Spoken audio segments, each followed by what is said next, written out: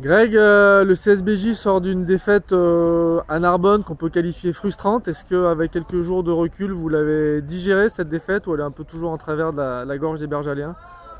On l'a digérée, on va dire à moitié. Elle est encore en travers de la gorge, comme notre début de saison, parce que je crois que frustrant, c'est un peu ce qui qualifie notre début de saison. On rate des points, que ce soit à domicile ou à l'extérieur. Et c'est vrai que là, maintenant, on a besoin de gagner. Donc voilà, on essaie de la digérer. Il ne faut pas non plus complètement la digérer, parce qu'il faut que ça nous serve aussi pour aller gagner à Bayonne, quoi. Voilà, ce week-end, vous enchaînez par un deuxième déplacement consécutif chez les Bayonnais qui sont relégués du top 14. Sur le papier, ça va pas être facile, mais comment il faut l'aborder ce match? Je pense qu'il faut l'aborder comme tous les autres. Je crois que depuis le début de la saison, on est dans le vrai. On a joué à Lyon, on a vu qu'on avait beaucoup de regrets à la fin parce que eux aussi étaient pensionnaires au top 14 et on voit que quand on s'est mis à jouer en deuxième mi-temps, à être plus agressif, il n'y avait pas un grand niveau d'écart, on pouvait faire quelque chose. Ça a été la même chose à Narbonne la semaine dernière, donc je pense qu'il faut continuer dans ce sens-là.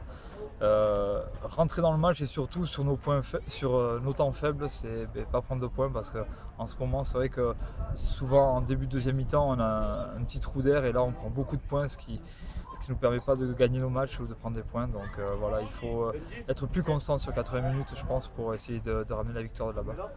Ça veut dire aussi qu'il ne faut pas se laisser impressionner par le contexte, le fait d'aller chez un relégué, à Jean Daugé, qui est un stade réputé pour son ambiance. Il faut faire abstraction de tout ça dimanche. Oui, il faut faire abstraction et aussi s'en servir parce que c'est vrai que Jean Daugé est un beau stade, une grosse ambiance, mais si on arrive à faire déjouer les Bayonnais, si on arrive à rester dans le match, ça peut se retourner contre eux. Ils peuvent avoir une pression, ils ont perdu à l'extérieur, ils vont être remontés, mais à nous de montrer qu'on est là, qu'on ne va pas se laisser faire et de jouer notre jeu à fond pour essayer de renverser la pression et que cette pression de Jean Daugé se retourne contre eux pour nous essayer de gagner.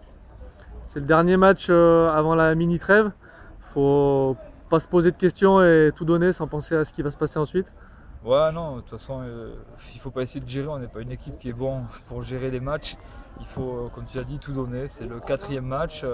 Les jambes sont lourdes, mais elles sont lourdes pour tout le monde. Je pense que Bayonne aussi, donc il faut y aller à fond. On est préparé physiquement quand même pendant 2 mois pour enchaîner les matchs, donc sur ça, il n'y a pas de souci.